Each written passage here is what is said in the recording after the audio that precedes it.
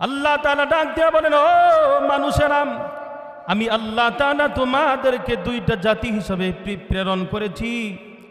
একটা জাতি তোমরা পুরুষ, আরেকটা জাতি আল্লাহ তাআলা রব্বুল আলামিন এই পৃথিবীর ভিতরে মানুষ বানানোর মেশিন হিসাবে মায়ের জাতি, মা মহিলাদেরকে আল্লাহ তাআলা মায়ের জাতিদেরকে সৃজন করেছেন। বলেন না সুবহানাল্লাহ। আল্লাহ তাআলা এরপরে বলেন, ওয়াজআলনাকুম শুউবান ওয়া ক্বাবাইলা, আমি আল্লাহ তাআলা তোমাদেরকে গোত্র গোত্র হিসাবে বানাইলাম। তোমাদের একটা গোত্রের নাম, দলবদ্ধ আকারে যারা এই বংশ থেকে জন্ম নিবে তাদের গোত্রের নাম একটা হবে, যেমন আমাদের নবী, পেয়ারা নবী রহমাতুল লিল আলামিন। ওয়াজআলনাকুম শুউবান ওয়া ক্বাবাইলা, আমি আল্লাহ তাআলা তোমাদেরকে গোত্র গোত্র হিসাবে বানাইলাম। তোমাদের একটা গোত্রের নাম, দলবদ্ধ আকারে যারা এই বংশ থেকে জন্ম নিবে তাদের গোত্রের নাম একটা হবে, যেমন আমাদের নবী, পেয়ারা নবী রহমাতুল লিল আলামিন।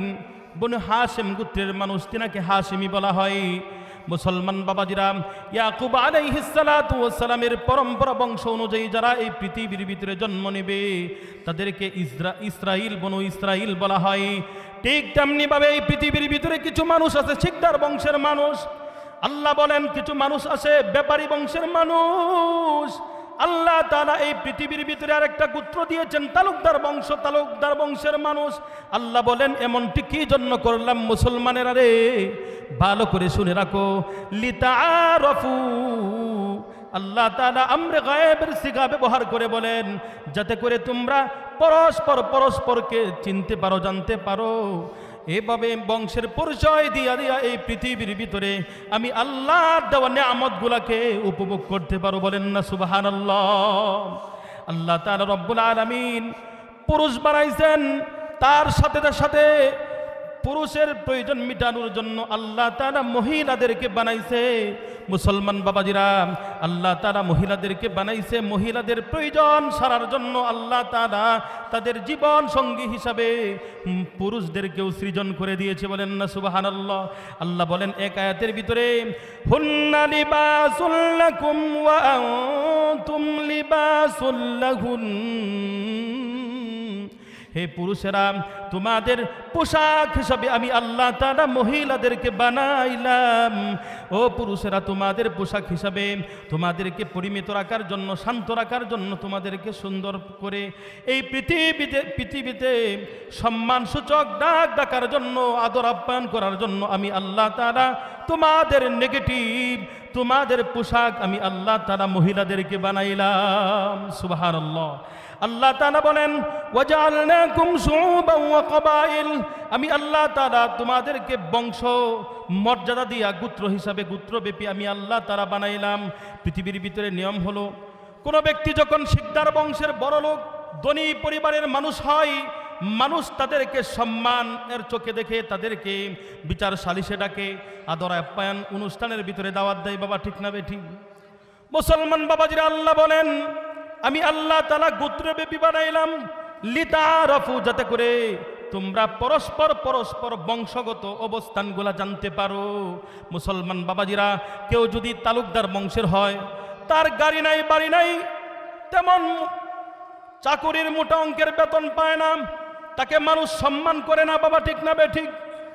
তাকে অনুষ্ঠানের ভিতরে দাওয়াত দেয় না, কি জন্য? সে মোটা অঙ্কের উপহার দিতে পারবে না।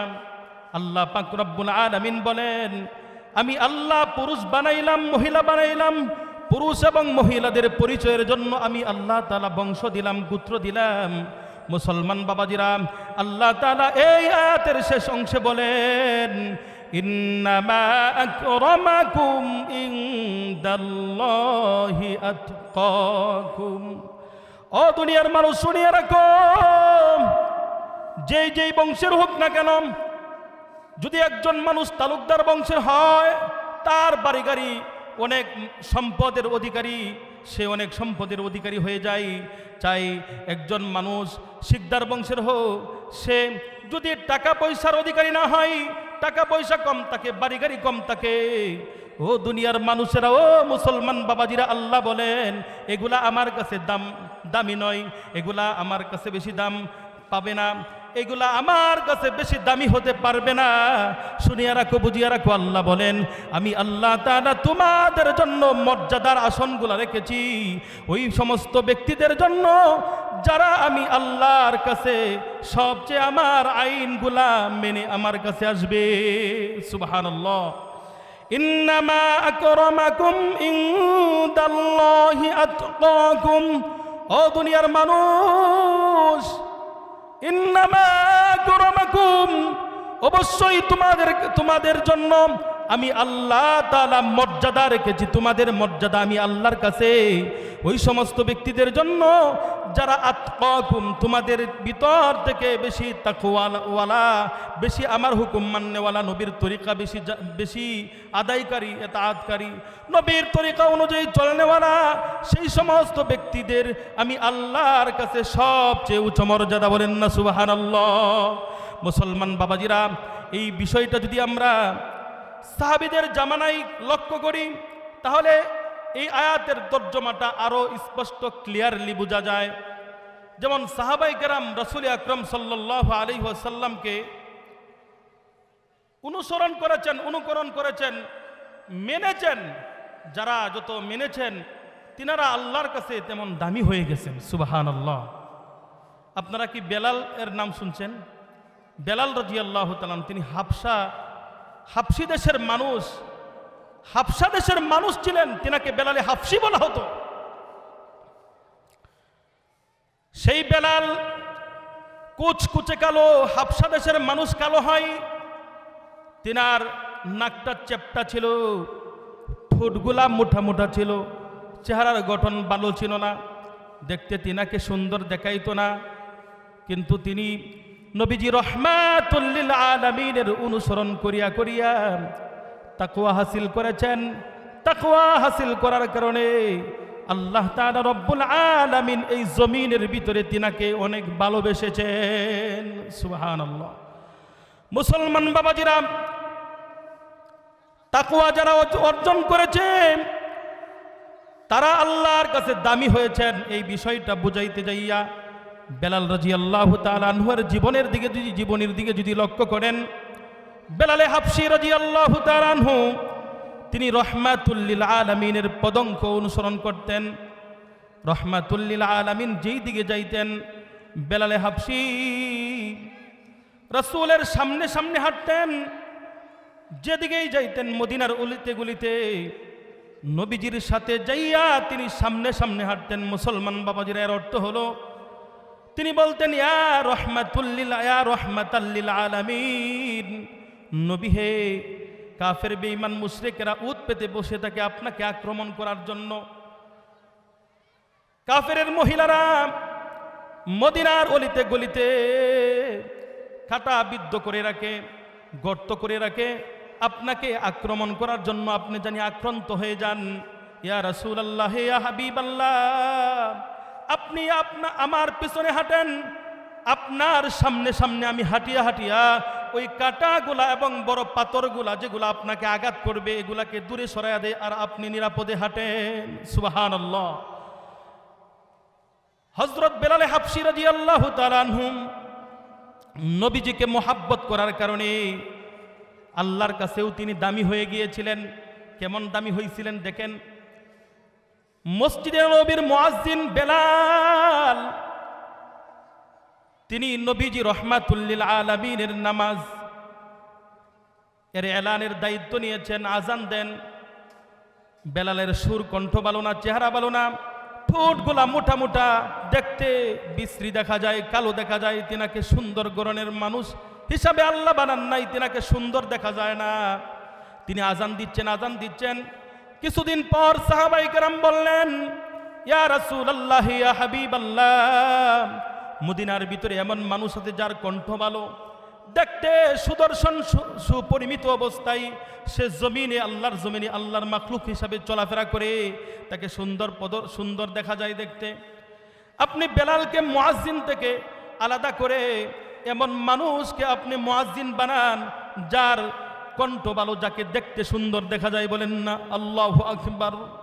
মুসলমান বাবাজিরা, আল্লাহর নবী সাহাবায়ে কেরামের প্রস্তাবে হযরত বেলালকে বললেন, ও বেলাল, তুমি অনেক দিন মুয়াজ্জিনের দায়িত্ব পালন করেছো, ফজরের ওয়াক্ত থেকে অমুক ব্যক্তি মুয়াজ্জিনের দায়িত্ব পালন করবে, তোমার মুয়াজ্জিনের দায়িত্ব পালন করার প্রয়োজন নাই। মুসলমান বাবাজিরা, এছাড়া নামাজের পর হাঁটি হাঁটি পা পা করে রাত গনিয়ে গেল। তাহাজ্জুদের পর যখন ওই নির্দিষ্ট মুয়াজ্জিন মসজিদে নববীর ভিতরে আজান দিয়া দেয়, মুসলমান বাবাজিরা 1 ঘন্টা যায়, 2 ঘন্টা যায়, অনেক সময় অতিবাহিত হওয়ার পর মদিনার ভিতরে শিশুরা কান্না করে, পাকালেরা খিচুড়ি মিচুরি করতে তাকে মুসল করতেছিল, মহিলারা বলতেছিল আমাদের রান্না বান্নার প্রয়োজন, সন্তানেরা কান্না করতেছে খাবার দাবার খাওয়ার জন্য,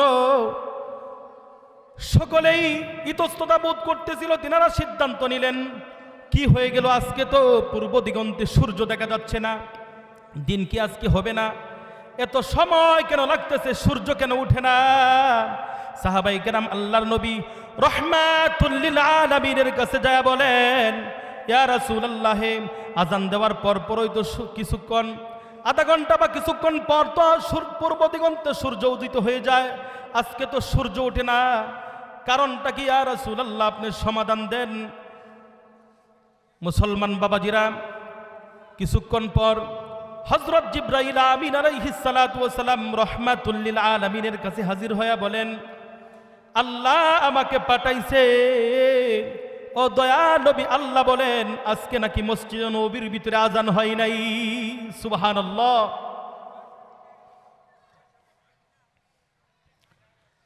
এর দ্বারা প্রতীয়মান হয় বেলাল তিনার সুরত নাই, আকার আকৃতি ভালো না, কণ্ঠ ভালো না, কিন্তু তিনি নবীজি রাহমাতুল লিল আলামিনের ভালোবাসা অর্জন করার কারণে, আল্লাহর হুকুম মানার কারণে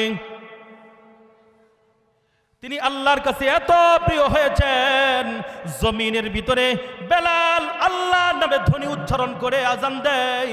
এই জমিনের মানুষই শুধু শ্রবণ করে না, মদিনার মানুষে শ্রবণ করে না, বরং প্রথম আসমান, দ্বিতীয় আসমান, তৃতীয় আসমান, চতুর্থ, পঞ্চম, ষষ্ঠ আসমান ভেদ করে সপ্তম আসমান পাড়ি দিয়া ওই বেলালের ওই জমিন মদিনার ওই মসজিদে নববীর আজান আল্লাহর আরশ মুআল্লা পর্যন্ত পৌঁছে যায়। সুবহানাল্লাহ। এই কথা শোনার পর রাহমাতুল লিল আলামিন বলে, বেলাল আর দেরি করো না, মসজিদে নববীর ভিতরে আজান দাও। মসজিদে নববীর ভিতরে যখন বেলাল আজান দিলেন, মুসলমান বাবাজিরা, আল্লাহ তাআলা কিছুক্ষণ পর এই পৃথিবীর ভিতরে পূর্ব দিগন্তে আল্লাহ তাআলা আমাদের ওই বিরাট উপকারী জিনিস সূর্যকে উদিত করে দিলেন। বলেন না সুবহানাল্লাহ। মুসলমান বাবাজিরা, এর দ্বারা বোঝা যায় আল্লাহ বলেন, ইন্নামা আকরামাকুম ইনদাল্লাহি আতকাকুম। এই পৃথিবীর ভিতরে আল্লাহর কাছে ওই ব্যক্তি দামি, যেই ব্যক্তি আল্লাহর হুকুম মেনে, নবীর তরিকা মেনে আল্লাহর এই জমিনের ভিতরে চলাফেরা করে। আল্লাহ বলেন, ওই ব্যক্তির চেয়ে দামি আসমানের নিচে জমিনের উপরে অন্য কোনো ব্যক্তি হতে পারে না। সুবহানাল্লাহ।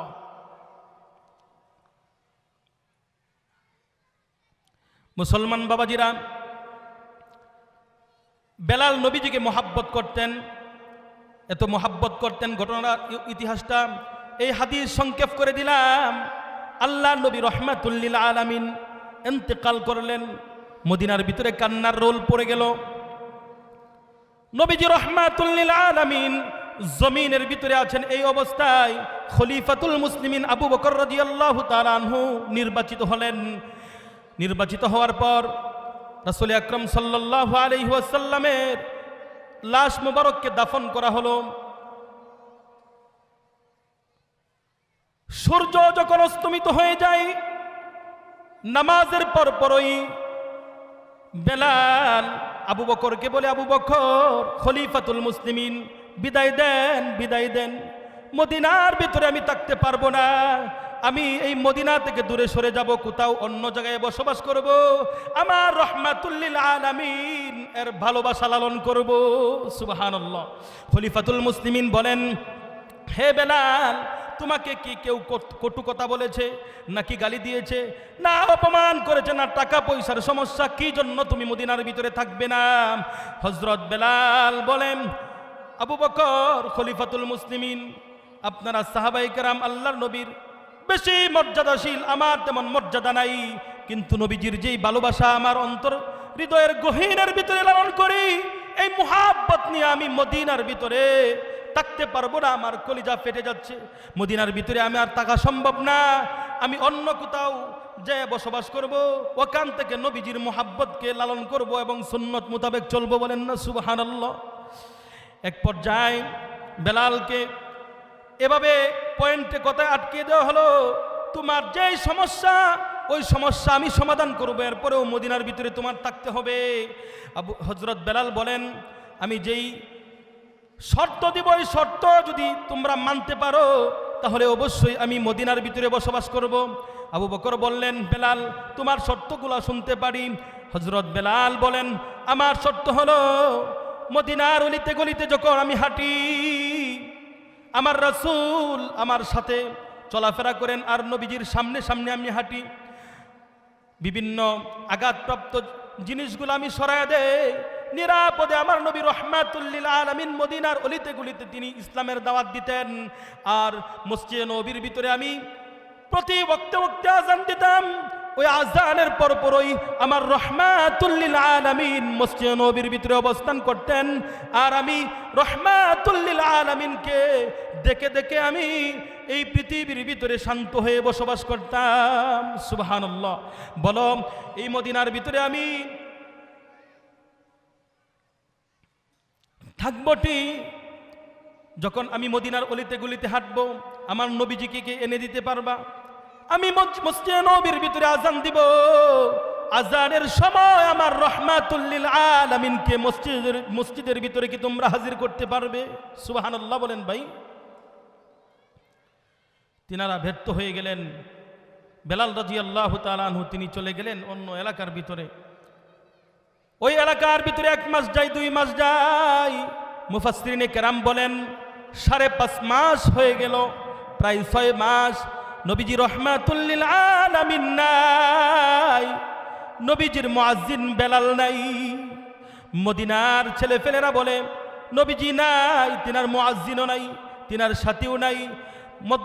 মধ্যবয়সীরা বলে, বৃদ্ধ বাবাজি তাকে নিয়ে মহিলারা পর্যন্ত আফসোস করে, নবীজি রহমাতুল লিল আলামিন নাই, তিনার মুয়াজ্জিন বেলালও নাই, আমরা কাকে নিয়ে এই পৃথিবীর ভিতরে মদিনায় জীবন যাপন করব?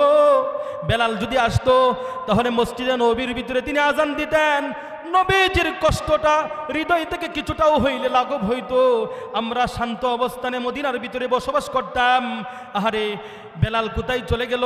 সে তো আসতেছে না।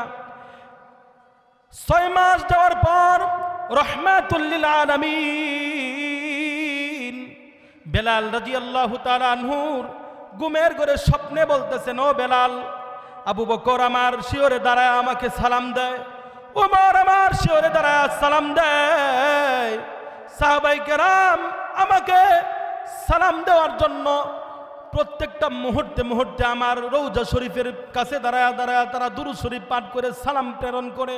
ও বেলাল, তোমার কি মন চায় না আমার সাক্ষাতের জন্য? তোমার কি মন চায় না? তোমার কি আমার কাছে আসতে মন চায় না? হযরত বেলাল রাদিয়াল্লাহু তাআলা আনহু তিনি থমকে গেলেন। ঘুম থেকে উঠে সকালবেলায় তিনি মদিনার পথে যাত্রা করলেন। মদিনায় আসিয়া তিনি যখন অলিতে গলিতে ঘোরাফেরা করেন, ছোট ছোট বাচ্চারা বলে, মা শুনছনি, খুশির সংবাদ শুনছনি? বেলাল নবীজির সাথী, যেই নবীজি বেলালের সাথে সাথে হাঁটতেন, বেলাল নবীজির সাথে সাথে হাঁটতেন, ওই বেলালকে মদিনার ভিতরে দেখা গেল। হয়তোবা বেলাল চলে আসতেন, কিছুক্ষণ পর তিনার সাথী পৃথিবীর মুক্তির সনদ রহমাতুল লিল আলামিন মদিনার ভিতরে হাজির হবেন। সুবহানাল্লাহ।